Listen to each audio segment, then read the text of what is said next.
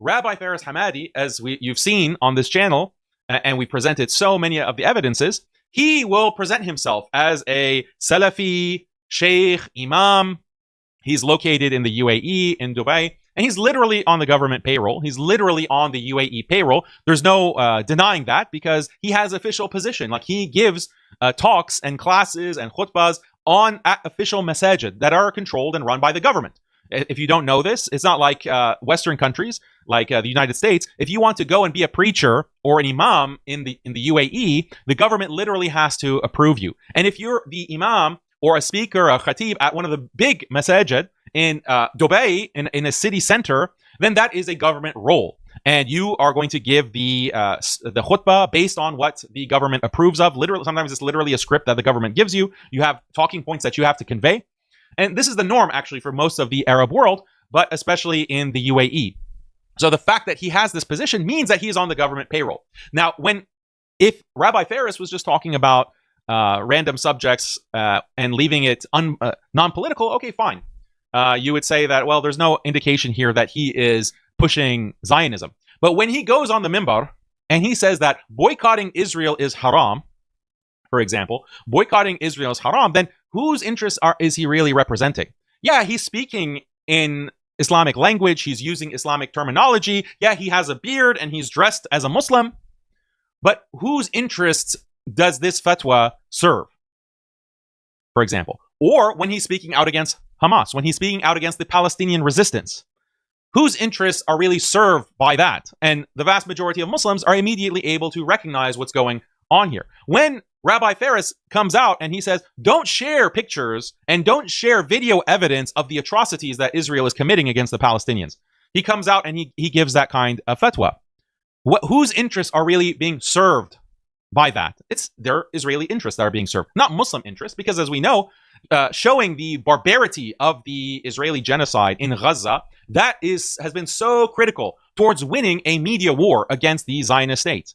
The Zionist state that is trying to conduct this genocide, this ethnic cleansing that has killed nearly 400,000 Palestinians. Nearly 20% or more of the population within Gaza has been eliminated because of Zionism over the past 18, 19 months. And the biggest impact that has been had to destroy the reputation of Israel globally is all the footage, all the pictures and video that is coming online from the Palestinians. And someone like Rabbi Faris comes online, Faris Hamadi, he has a beard, he's dressed as a Muslim, he says Bismillah, he gives his fatwa, and maybe he even tries to cite a hadith or cite some verse of the Quran. But at the end of the day, the fatwa is serving who? It's serving Israel. It's serving Israeli interests. And that makes sense that an agent of the UAE government, which is at the forefront in terms of Muslim countries that is trying to normalize relations with Israel, develop deeper economic, diplomatic ties with Israel, it's no surprise that the biggest agents targeting the Muslim world are coming from the UAE and are somehow tied to the UAE government. Isn't it interesting how the UAE they have some expatriates from the West, but the majority of Emiratis, they don't speak English. That's not their main language.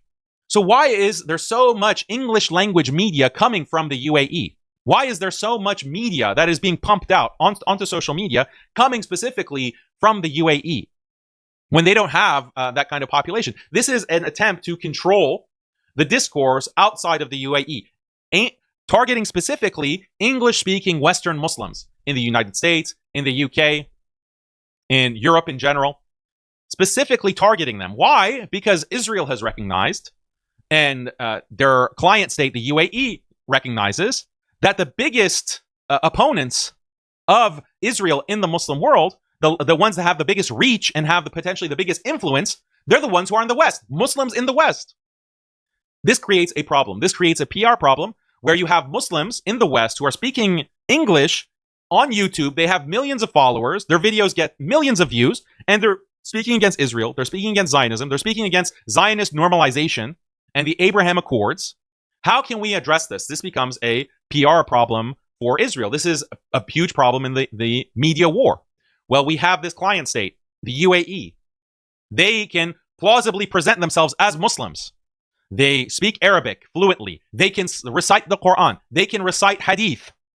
They can plausibly represent Islamic orthodoxy.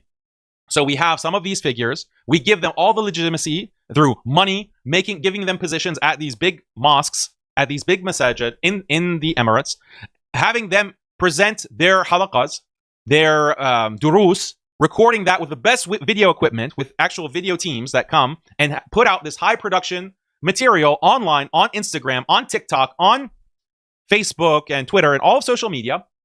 And we're pumping out what? We're pumping out Israeli Zionist talking points, except they're masked. They're covered in the veneer of Islamic knowledge. In the case of Rabbi Faris, this is in Salafism. He's a Salafi sheikh who cares about the Quran, Sunnah, and the Salaf. He's going to specifically be targeting the Salafi inclined Muslims.